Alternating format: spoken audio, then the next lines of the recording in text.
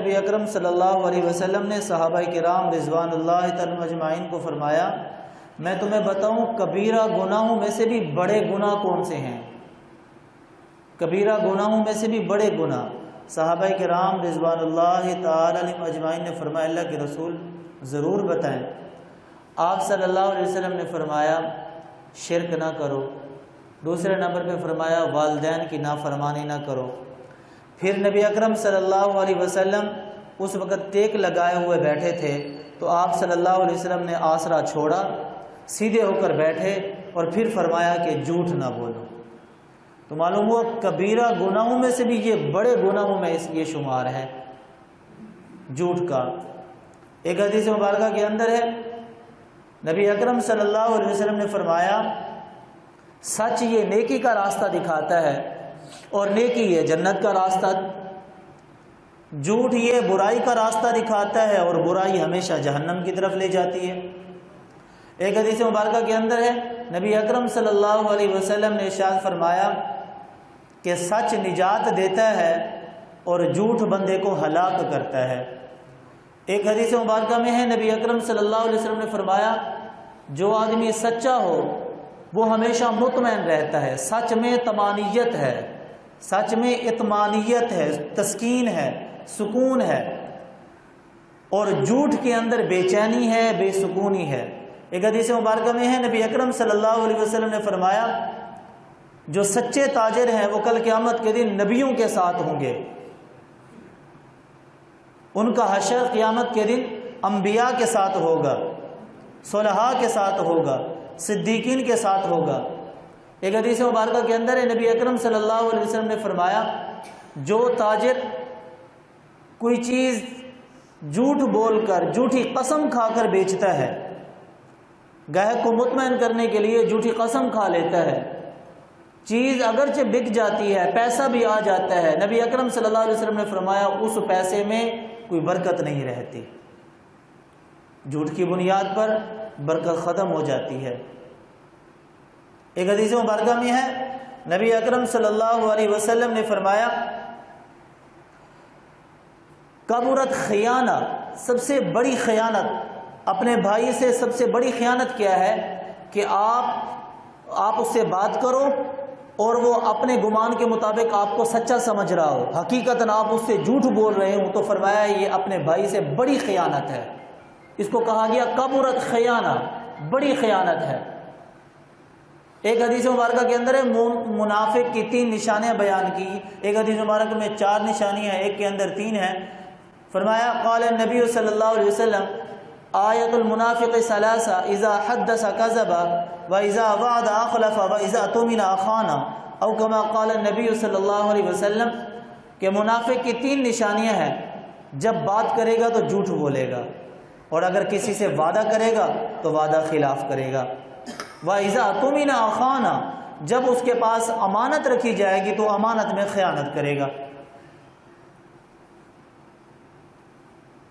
ہمارے ہاں مذاق کے اندر جھوٹ کو جھوٹ نہیں سمجھا جاتا، اور بلکہ یہ کہا جاتا ہے کہ یہ تو خوش طبیع ہے، تو میں نے مذاق میں بات کر دی۔ حالانکہ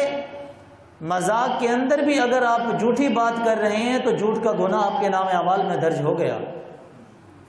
ایک حدیث مبارکہ کے اندر نبی اکرم صلی اللہ علیہ وسلم نے ارشاد فرمایا جو بندہ مذاق کے اندر لوگوں کو ہنسانے کے لیے جھوٹ بولتا ہے، اس کے لیے حدیث مبارکہ کے اندر 2-3 دفعہ ویل کا لفظ ہے، ایسا آدمی کے لیے ہلاکت ہے، ہلاکت ہے، بربادی ہے، بربادی ہے، جو لوگوں کو ہنسانے کے لیے جھوٹ بولتا ہے۔ تو آپ ماحول اور معاشرے میں دیکھیں کہ بھی جھوٹ کی بنیاد پر جو ہے نا لوگوں کو ہنسانا ایک ہمارے ہاں کلچر بن چکا ہے، ایک فن بن چکا ہے، ایک نوکری بن چکی ہے۔ اسی کے ذریعے سے جو ہے نا پیسے کمائے جاتے ہیں، اسی کے ذریعے سے پھر اہل و عیال پر خرچ کیا جاتا ہے، تو پھر نحوست ہو یا نہ ہو، بے برکتی آئے یا نہ آئے۔ حتیٰ کہ جھوٹ کی تو اتنی مذمت ہے کہ ہم اپنے بچوں کے ساتھ بھی جھوٹ نہیں بول سکتے۔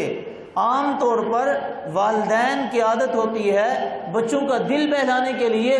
جھوٹے موٹے وعدے کر دیتے ہیں۔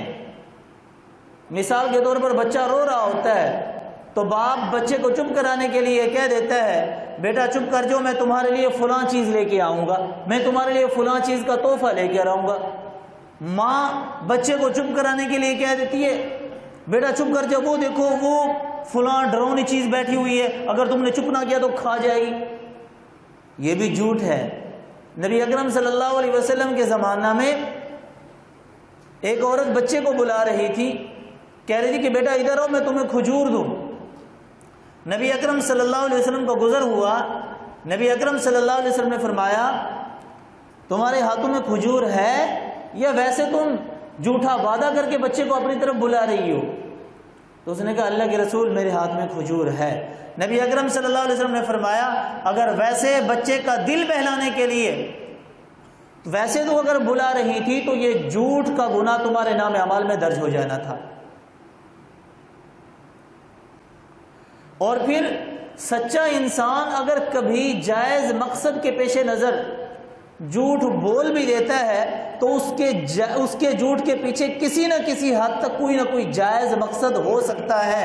لیکن جو جھوٹا آدمی ہوتا ہے تو اس کے تو سچ کے پیچھے بھی ہمیشہ کے لیے کوئی نہ کوئی برا سبب ہوتا ہے۔ وہ اگر کبھی کسی جگہ سچ بھی بولتا ہے تو بھی وہ شر کا باعث بن جاتا ہے۔ ریاض الصالحین میں ایک باب باندھا گیا ہے کہ وہ کون سی صورتیں ہیں جس کے اندر جھوٹ بولنے کی اجازت ہے، وہ کون سی صورتیں ہیں جس میں جھوٹ بولنے کی گنجائش ہے۔ اس کے اندر چند صورتوں کو مستثنا کیا گیا ہے